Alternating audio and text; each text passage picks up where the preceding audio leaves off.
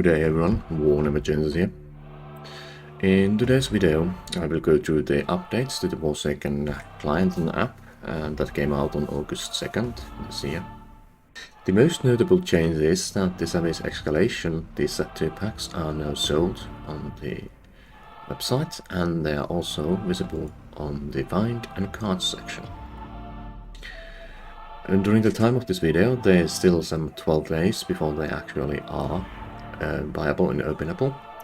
There is this neat handy timer here at the bottom of each card type that tells you when you will be able to buy them. You however can already get some of the set 2 cards with the new Warsaken spin feature, and you can get those spins from the store section on the Warsaken wheel spin tab, and it costs a hefty 50,000 loot. Developers mentioned on Discord, in future free players or subscription players can also get free spins by playing 7 consistent days, meaning they log in every day and play at least one game. So it's a bit like a midway compromise for the login feature a lot of the free games have. That however is not yet here, but it will be something to look forward in the future. If you just scroll down, you can see what kind of cards and odds you have available. Some of these things, for example the Warsaken gear, which namely is battle titles, music, dice skins, and cards, sleeves and game match, I believe are generated on demand, so there is no limit to those. Some things, however, like the card that is displayed here, which is the Decadent Bloodfort card, are limited and there can only be one for each leader, which is a bit similar for the infinite cards in the game, but these are only gainable from the wheel function. I will show you how the wheel works. Just go, if you want, once you have one of the spin cards, you can just go to the spin section and just give it a spin. It will verify first on you, so they gain access to your wallet contents for a moment, and it gives out a request to start the spin. There are lots of different boxes here. The chest icon below indicates a loot card, and this one indicates a gear card. There's also a question mark which indicates some form of card. It's usually an upgraded variant or full art variant for set 1 or set 2. You can also get lucky and get something more rare, as I mentioned earlier. Okay, I got the pink dice. Alright. Now that we have a little gear here, let's go to the collection and cards section. As you can see here, it's now a bit neatly more organized. You by default see all the sets. There's the Kinetic Conflict, which is the set 1. Then there's the Savage Escalation, which is set 2. I have a couple of these cards from the wheel already. And then there's the gear section, which continues all the game mats and card sleeves and so on, which you have gained, as well as your game titles. The find section also allows you to now take a look at the set 2 in its full glory. Same way as with the set 1, with the usual filters, which I recommend using. Now that I have some gear here, I will go to my deck section. Let's say this High Justice Battlecrop deck here. You can see I have made the deck that I don't own cards for, consisting of the set 2 cards. It's a bit of a fun test of how standard deck with the highest more penalty cards function. Perhaps someday I will show you how it works. But the most interesting bit here is the section below it, just before the forces, which is the game match, sleeves, dices and titles. This functions the same way as the deck creation. You just click a section you like, let's say the card sleeve here, and you see all the card sleeve NFTs you own, and you can set them. This is Bunny, so I will just put Bones Dark here and edit the deck as a cosmetic. Now if I would play this deck, which I currently can since this is a standard deck and the client is coming later, all these changes for the sleeves and such would show in game. They already do show in Blitz, by the way, so if you want to see them, just make a Blitz deck and play the game a bit. And instead of getting the random dice, game mat and background, which you do in bellow, you will instead get what you specified, which is a really neat function, and I recommend trying it out. The next thing I would like to mention about the changes is the loot section. The biggest change here is that, as you can see, there is no longer a pledge leader option here. So you no longer need to pledge to a certain leader. In previous versions you would need to pick a leader. Let's say Bancroft would give you bonuses if you own some submarines for the experience ranks.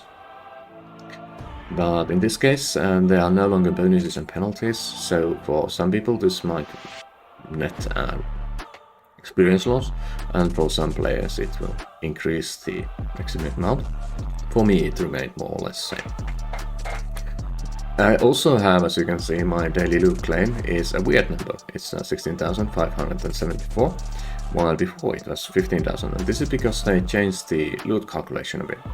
Basically, if you qualify for the previous tiers besides the one you are at, let's say I have extra access of experience or cards I would require for those ranks, I would get a small percentage of that loot as well on top of mine. Of course, this matters a lot more if you have those 1/1 infinite cards as well as the previous gold cards and for the 4 variants of the leaders, because then your overcap numbers would be bigger and it has less meaning for people on the lower rank. But still, any bonus loot is a good thing in my view. You can also press this "How is my loot calculated" button here, and it will explain in detail how the ranks works and so on. And this segment is the one you are interested most if you are interested on the loot changes, which says fractional loot allocation. So take a look on that once you have time. One thing is worth noting though. Previously, only way to get the highest possible loot staking there is to own a 1/1 infinite bloodfall copy of your leader as well as a gold variant of that leader. Now with the wheel spins there is also the bloodfall decadent leader, which functions a bit differently but allows the same rank. You need to have the bloodfall decadent leader of your leader. You will also need a normal copy of decadent leader of that leader, and the gold variant as well. So unlike the normal path where you basically can cap the loot ranks by just getting the gold card and infinite, the decadent system actually requires you to have 3 cards. The next major change is that there is now a functional profile page. Just click your portrait on the upper right corner. If you don't have a portrait, it picks it from atomichub, so you have to put the portrait there. Then you can see your name rank, and now there is also kind of like badges and achievement section here. For example, if I click this one, it says I am a thermal controller, which means I have a 1 thermals card. You will probably in future also get a notification of tournament wins and such here, so this section definitely gets updated and will be interesting to check in future. There are also the win and loss ratios for both standard and blitz here, which are not live yet. These are kind of like placeholders for future, as well as there is like a progress here for each month, each year, so you can just monitor how you are improved in the game.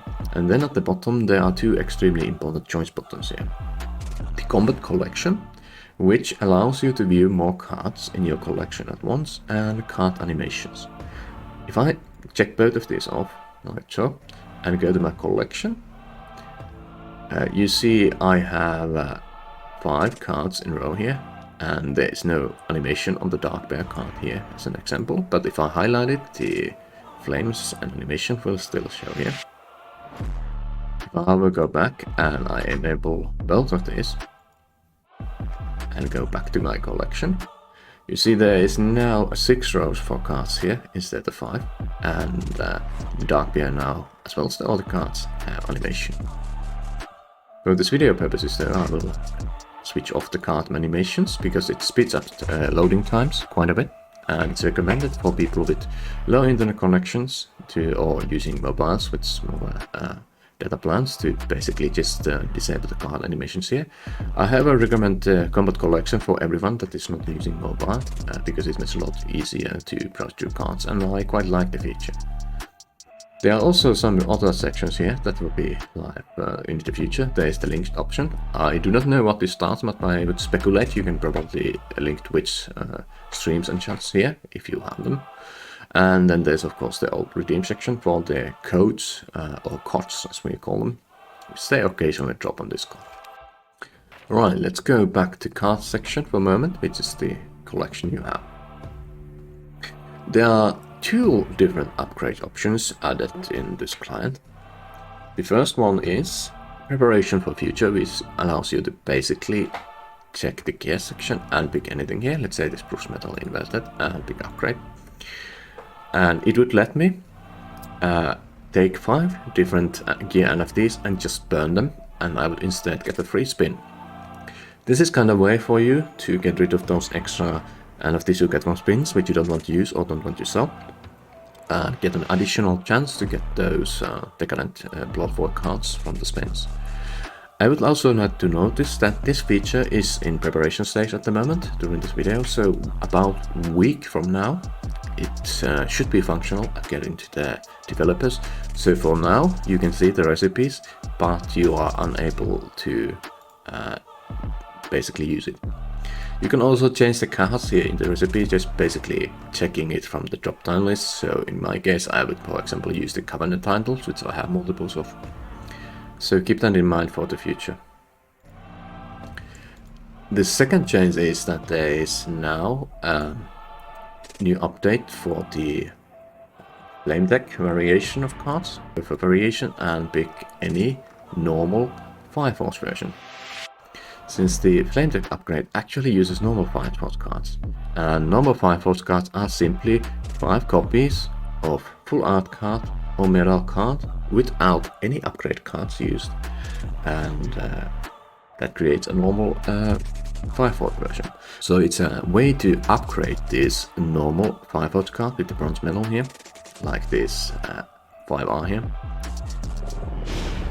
to more valuable and expensive cards in the game.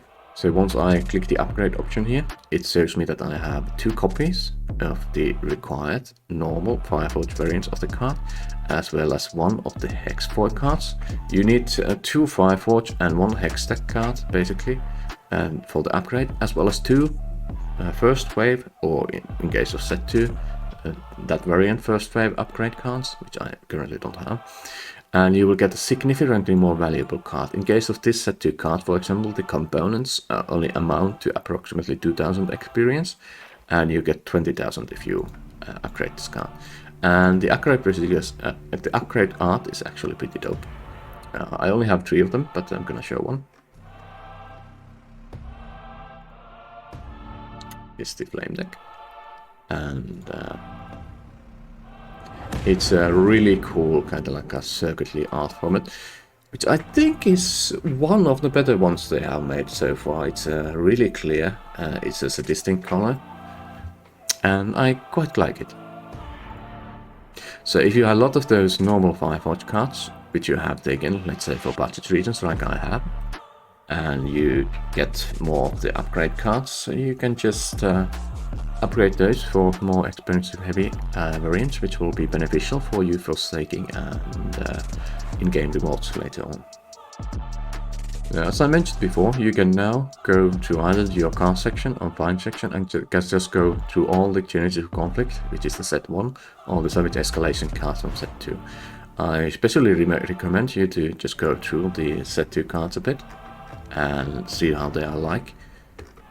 And there are some quite interesting cards here and adjacent game mechanics here, which are definitely worth noting. I would also like to mention that at one point the main developer said that the full game kinda is like a combination of the Genetic Conflict and Savage Escalation. So these sets specifically complement each other quite a bit. So when standard launches, I presume they both will be usable. Though I personally hope they would still let us play one season with the Genetic Conflict only, but we'll see. Lastly, as a bit of bonus, I will give you a little hint here about the set 2. If you are unsure on what leader to go for on set 2, just go for Joan J. Holt here. Always on time.